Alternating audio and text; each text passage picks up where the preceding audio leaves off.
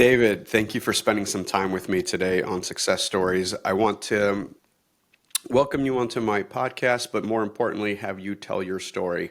I think so much of life that we see on social media is a edited, polished version of life. And even myself, when I get introduced at an event and someone reads my resume, I'm like, who's that guy, right? Because it's kind of a highlight reel, and life normally looks more like this. So if you just want to jump into it, obviously you're super successful, top 250 team leader for us. You know, you do crazy amount of volume and units.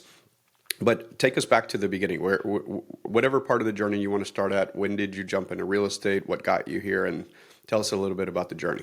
Yeah, sure. So I got started in real estate because I didn't want to get started in real estate. I was at a point in my life where I did not know what to do as a college dropout. And my family decided to take a trip to South Africa to meet some friends. And I just remember being on a beach and kind of crying out to God and asked, like, what do I do next with my life? And I felt like three things kind of came to my mind, which was, I had a really bad relationship with my dad, and it was, hey, get your relationship back with your dad together, get into construction, and then get some mentoring in your life. And I decided to take action on some of that stuff. And I just remember one day getting up and I felt like it was like, hey, today's the day, right? And I heard this voice inside. I know it sounds so weird. It was like, hey, drive here, left here, right here. And I remembered pulling off to the side of the road, and it was a new construction site. And believe me, I have no experience whatsoever with construction, but I remember getting out of that car and thinking to myself, okay, I'm gonna get a job in construction. And I met a guy coming down the hill, and I walked up to him and I said, hey, my name is David Brooke, and I'm here for a job in construction. And he said, what? And I said, yeah, I know it sounds crazy, but I'm here for a job. And he said, well, what's actually crazy is I just let a guy go up at the top of the hill, and I was going down to post the job.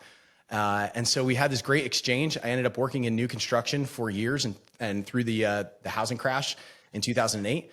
And then in 2009, was able to kind of get into the real estate appraising business with my father, who I was kind of estranged from at the time. And I started to really like real estate. I started to just appreciate and understand the value of it, of home ownership. And I decided to get licensed in it and then become a certified appraiser. And then through that process, I remember meeting real estate agents and thinking to myself, I can do that. And I think that was kind of like a little bit of a hubris and audacious thought for me to say. But I walked into a brokerage one day and I said the same exact thing. Hey, my name is David Brooke and I'm here for a job. And I got into real estate, and it was probably the most shocking and 180 of what I thought real estate was going to be like versus actually what it is. And that was my genesis point of starting in real estate. And then, there's been an absolute rocky road how we can kind of get into that to where we are today. So that's the start. Yeah, so go from, zero transactions to your first couple of transactions. After new construction, how did you start on a team? Did you go at it alone from the very beginning? Talk to me about the first couple steps, because I think that's where most people not sure what to do. Well, I think people are not sure what to do because they really don't have a good expectation of what this business is like. For whatever reason, there's this almost like mystery about what real estate is, and we see a lot of sizzle that's out there. And so we believe all that sizzle, and then we get into it and we get shocked. And I think I fell for every single lie in the business. And so I worked through that. So I started as a solo agent. I started at a luxury, brokerage, a global national brokerage. And I thought to myself, well, if I align myself with this high-end luxury brand, then I'm just going to get high-end luxury clients.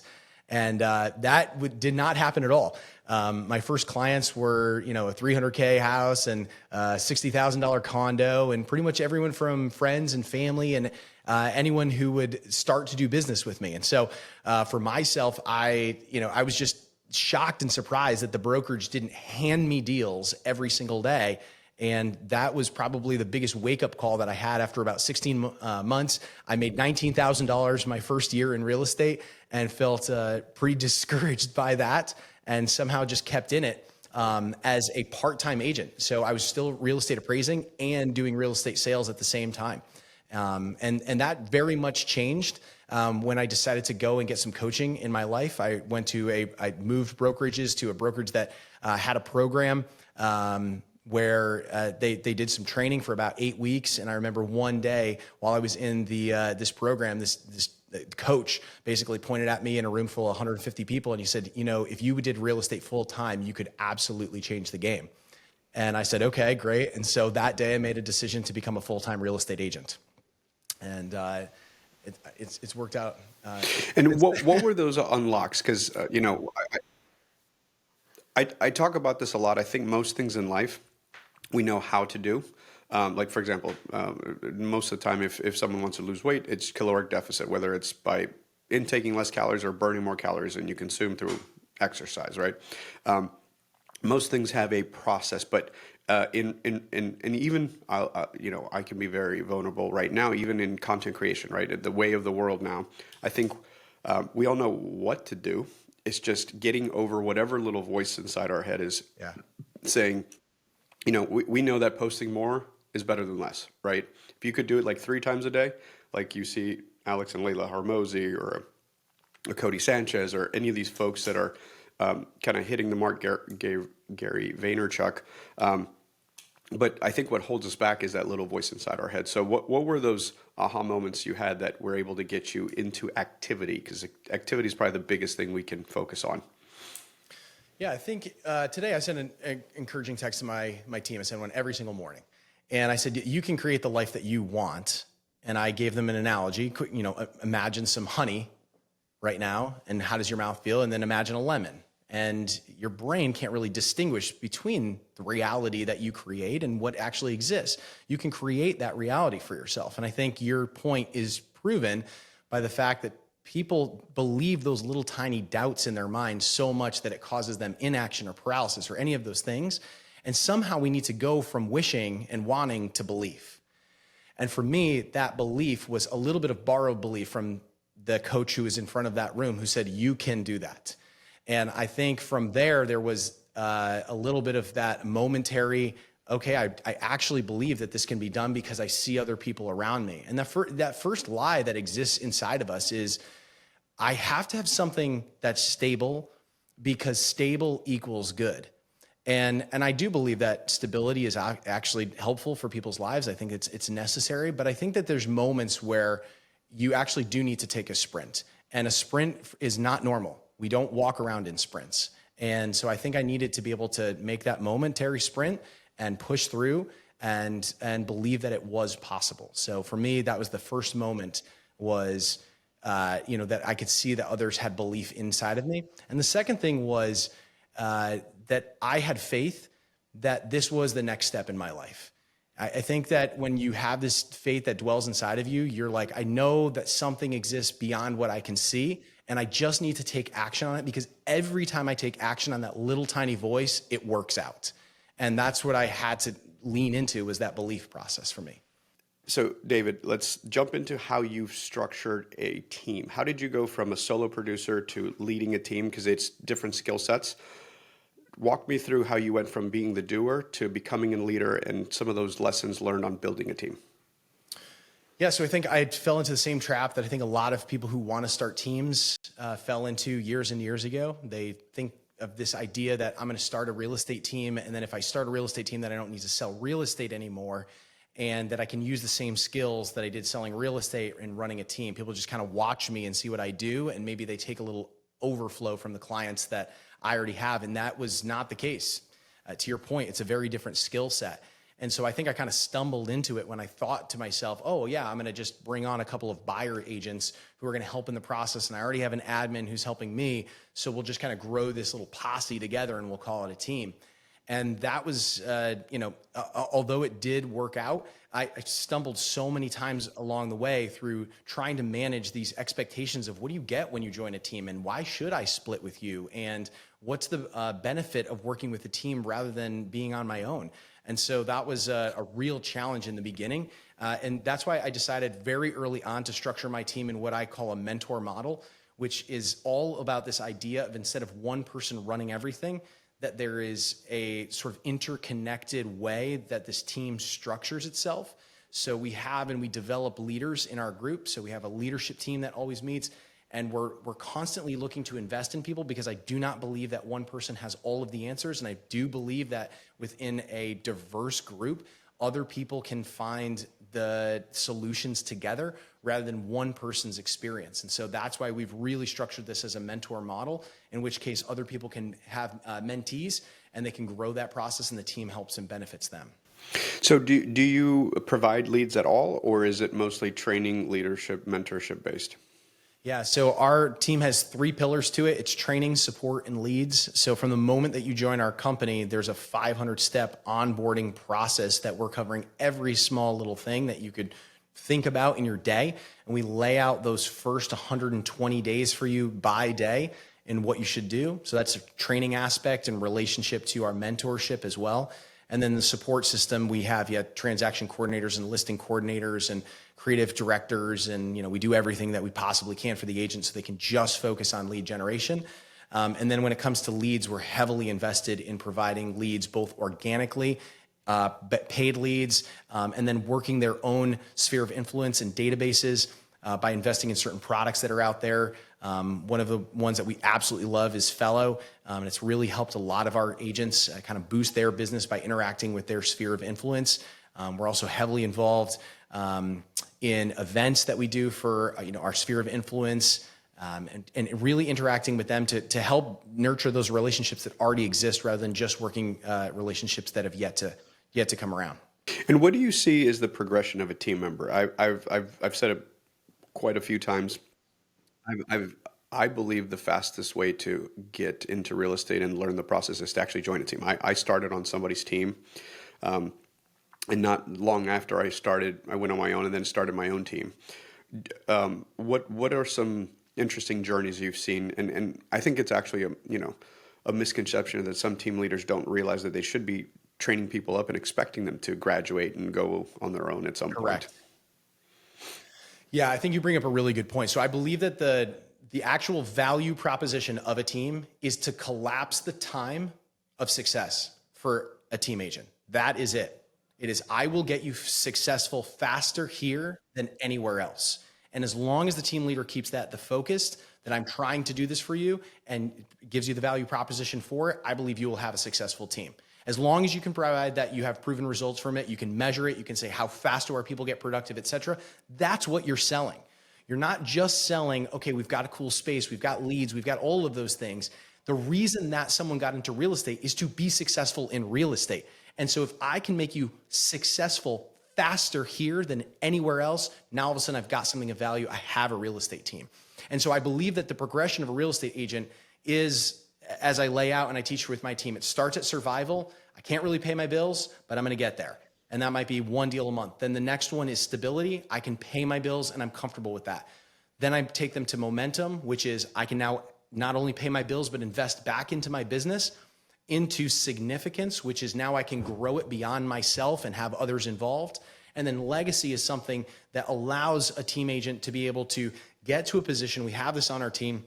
They've invested, they've helped the company grow. The company rewards them financially for that because they brought others in, and now they're creating their own organization within our organization. So I believe that there needs to be this evolution where people do believe that they can build their business inside of yours. And to your point, there is always a graduation point, but that's at the determination of the team leader for how big of a world they want to grow versus the world that that team agent wants to grow in. And one of those great examples is some team agents want to, dial it in and just hammer online leads every single day. They want to do that. And some people want to be able to say, hey, I'm going to work my sphere when I and how I can. And some people want to do development or new construction or commercial. And it all depends on the structure that a team has to be able to say, I can collapse the time of your success in new construction, sphere of influence, online leads, development, commercial, whatever avenue that is.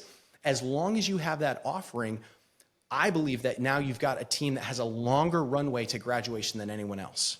And in 2025, we're going through a shifting market in many ways. And I think a lot of agents who are newer to the business have never quite experienced that.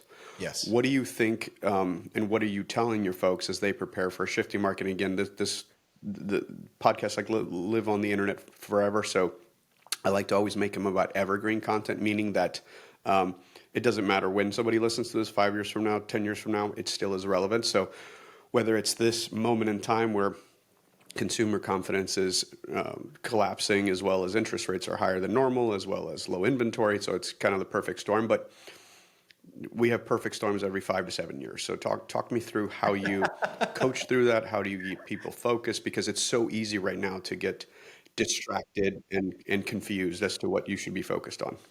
I'm going to steal that one from you. We have perfect storms every 5 to 7 years. I love, I think Hermosi said a recent reel that I saw him. He's like, these once in a lifetime opportunities happen every once or every two times a year. And it's funny because we see these things that we think that they're black swans. We think that they're these events that are going to take us by storm. They're completely unpredictable. There's no data to be able to handle that. And obviously I could give you the answer about readiness and preparedness. I can give you that. I can give you be unfragile, right? I can give you that sort of answer. But I think one of the better answers is actually what you started with, which is consumer confidence is collapsing. And I am a confidence dealer. That's my job. I'm a confidence dealer to real estate agents. I'm a confidence dealer to buyers and sellers. And I'm someone who's going to show you the opportunity, where it exists and when it exists. And I've never known a market that I haven't been able to survive, knock on wood here. But I believe that's because of confidence. And whenever there's confidence in a market, there's always going to be a buyer. And there's always going to be a seller. And so what do I think's happening in 2025? I agree with you. I think consumer confidence is collapsing. I think that we are starting to see some inventory come back. I operate in the Northeast, and we're still seeing price appreciations. We've seen all the analysts come out and restructure their predictions however many times. The Northeast still remains strong with that, and I'm excited about that, but I don't believe that that's going to last forever. My messaging to my consumers is clearly you are right at a shift, and that shift may include a little bit higher in appreciation, but it also may take a real turn, and we might see that next cycle in the market that we always anticipate, which is stabilization or even decline. And so you need to be ready for that. So I think for us, it's to be confident about the material that we're looking at and to be experts and just to be confidence dealers, no matter what market we're entering, even though I can very easily see the signs in the New England market that we are headed for a little bit of a cool and at least the appreciation that we've seen over the past few years.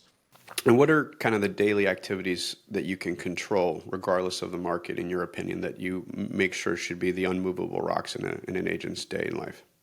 Leo, I wish someone had told me this early on, but the very thing that makes a real estate agent great is their ability to just have a conversation multiple times with new people and old people again and again. And I wish that someone had told me that early on, because I would have collapsed the time for my success so much faster. And for me, that is the non-negotiable with our team. It is the amount of conversations that they have. You can have the best TikTok dance in the world. You can have a great YouTube channel that generates business. You can have awesome mailers and activities, for events, etc. It all works. But the eventual thing of all of those will hopefully lead to a conversation. I have never yet had a closing that did not have a discovery conversation associated with it. And so that's the only thing that I know that I can truly control. I can't make people come to my events. I can't make people hit the like button on my content. I can't make people open up my mailers and scan my QR codes. I can't force people to do any of those things. But what I can control and what I can encourage our agents to do is to have conversations with people every single week. And so our goal is at least 36 2-minute conversations every single week with people who they know and people who they have yet to meet.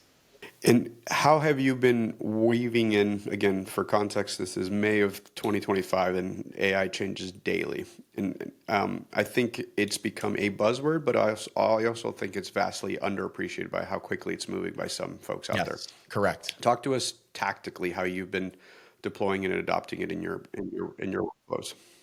Yeah. I'll give you a bummer story, and then I'll give you one that's actually working. So our bummer story was I got heavily invested into a program to do conversational AI inside of our database for leads. And we were using that to place 8,000 calls an hour to our leads. You can become obsessive about this idea to scale and almost like a shortcut. I was so excited about AI. I've been watching it and realizing that we are on the absolute evolutionary brink. And I think that, to your point, we are so underappreciating it, especially in real estate. If you follow the money and where things are going, you can obviously see that smart money is pursuing this new development and evolution in humanity.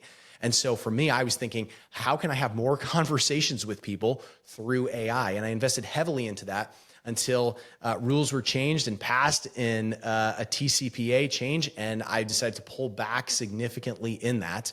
And that's a little bit of a bummer story there. Maybe things will develop over time and we'll see a restructuring of that. But right now today, I use a program called Infinity, and that program has been extremely helpful for us because it uses this AI inside of a touring software for people who visit our listings, either on any of the realty portals that are out there. When they click that virtual link, they jump in and an AI assistant will actually have a conversation with the lead and share information with us as a lead, right? So they're coming to that virtual tour inside our realty portal. We're getting that information from them. They're opting in for the consent.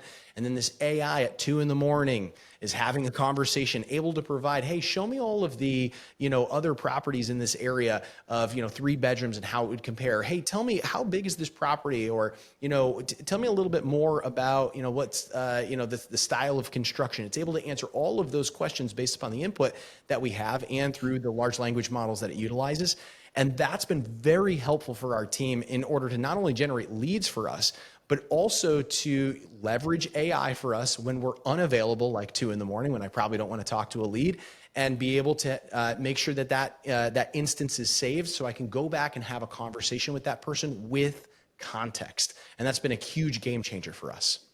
Yeah, I think the interesting part that is probably not part of the equation is how society at scale is also being retrained to be more comfortable with things, right? Like we have a whole bunch of chatbots that we've been playing with internally. I think we have 1,500 custom GPTs that the staff uses, and one of them's of me, one of them's of Glenn, right? So like the marketing team has access to a Leo GPT that can turn what they wrote into my voice because it's got all the stuff uploaded in it. And I think what's going to happen is over the next 6, 12, 18 months, we're all just going to get more comfortable having conversations with, conversational AI. And so I think that's going to actually, what right now consumers may have an apprehension to will soon become normal. I believe you. I think in the progression that things are moving, that I think right now we've utilized it almost as a search engine rather than an actual fulcrum to see what could I possibly do with something this quote unquote intelligent. And I think those who are pursuing it, learning it, being humble about the fact that you might not know it beyond, it writes my listing description for me, or it helps generate an image for me, or, it can help create a spreadsheet for me. When we start to lean into this, I'm using it for development deals right now on our team with our new construction side.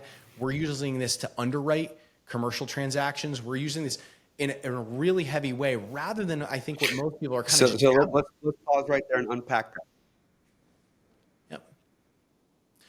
Going into new construction. So explain how you're using it with the development deal, because I think that's great. So last year we generated a great amount of revenue through purchasing land and then repurposing it. And I functioned as the developer here in New England with a large parcel. And so my mind went to this and said, I'm really underutilizing the opportunity of a real estate team. Why are we the ones who are constantly presenting these investment opportunities to people, but yet are not the participants in it? We're the ones who are selling these investment properties and are presenting these to people who are also buying them. And then we go and brag on social media about how we got this guy a 3-family and we don't own them. And the same thing happens with development opportunities. We see it as so far away. So instead of just making it seem so far away, we're using AI to say, hey, listen, we'll go to ChatGPT. We'll take the lot size of this. We'll upload the zoning regulations. We'll upload a spreadsheet from our builder and the cost for materials and construction, and we'll teach this GPT on exactly how to underwrite pieces of land. And so what we can then do is we can take another parcel that we see that might come to the market or may have expired and say, this is sitting there and someone didn't know how to use this. So they didn't know it's underutilized. It's a classic thing that we see in commercial real estate or in new construction development. No one knows what it is. It's completely unpackaged because no one's gotten it entitled. And we take that and we upload that to ChatGPT and said, hey, based upon what you can see about this plot and the zoning regulations that you see here, what would be the highest and best use from this property? And what that's doing is it's creating a feasibility study for me on the fly, which, listen, is that absolutely perfect? No, but it's an amazing standpoint for me to really get into it rather than sending it off to someone and having them, look at this and maybe get some time and have to spend 2 to 3 hours on this. The GPT can spit this back to us in a very short amount of time. And now all of a sudden we can proceed.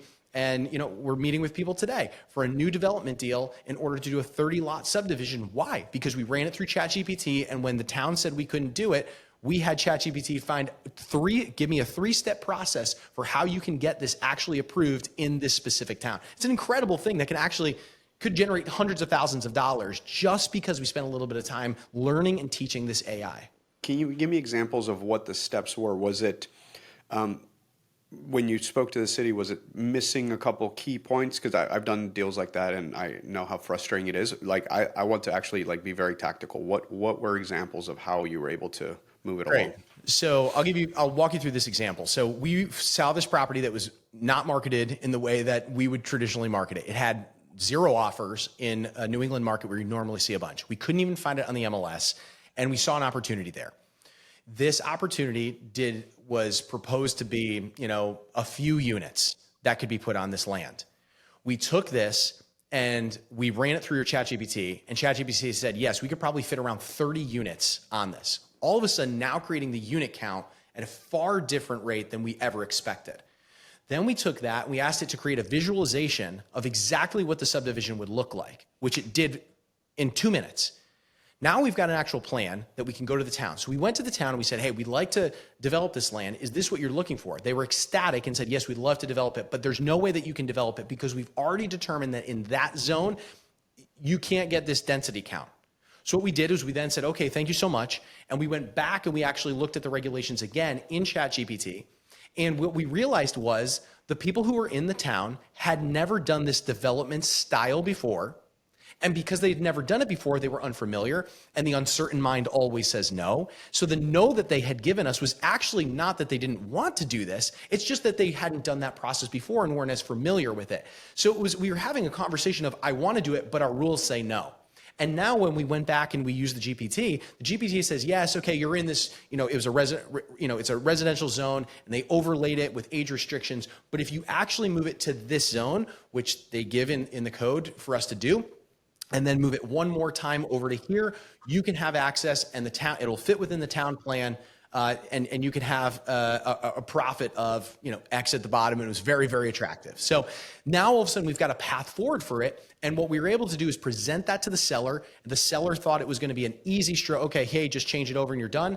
Nope, that worked in our negotiation favor. And then when we represented this plan to the town, they were impressed by it, and they thought, oh, okay, great, let's make that happen. That's not going to be obtrusive to what we want and for our town plan. We just wanted to follow the own rules that were written before we came into office. And so now it's just this win-win-win, all because we just decided to invest a little bit of time in teaching this GPT what we were looking for and what our goal was.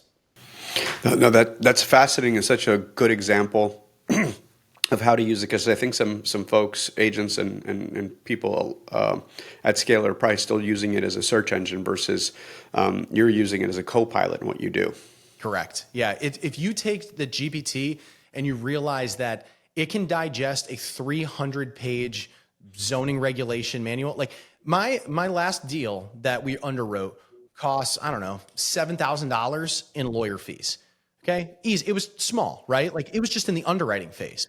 And that $7,000 in lawyer fees could have been saved had I simply just uploaded to ChatGPT. Now, halfway through the underwriting of that last deal that I was working on, I was unsure if this was going to get passed through this town.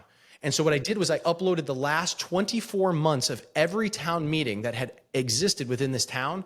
And I asked the GPT, would you please analyze every single member of that board and give me the top 3 who have problems with residential real estate development? And then what I asked it for is, what are the number 1 concerns for each one of those members? and how were they tackled with the successful deals. And so they presented stormwater they have an issue with. They want to make sure affordable housing exists. These were the issues that came up. Then what I asked it to do is I asked it, hey, what's the success ratio to getting this passed through the town, because I need to raise money for this. So if I went to somebody and said, hey, Leo, I'd love for you to invest in my next project, and you'd say, well, I'm betting on David. And I appreciate that. And I'm sure you, Leo, you might invest because you know me and my a success record. But is it not better to say, well, David might go up against the town. What's the success record for getting a residential development passed in this area? It was 71.89%, which for some sounds, scary, but for others it sounded encouraging. And they were like, great, okay, we know that there's a greater chance that this is going to be accepted. And we know the challenges that already exist. And now we ask the GPT, start me with a basic presentation to focus on combating these objections before they're even presented. And now we knew we could tailor against stormwater and affordable housing and everything else, so that this wasn't something that came back to us. It was something that we were actually leading with in our pitch. David, that was an incredible conversation. I've been excited to watch your growth, and I'm excited to continue to watch you lead. So thank you for your time, and thank you for sharing your story with us today. Thank you so much, Leo.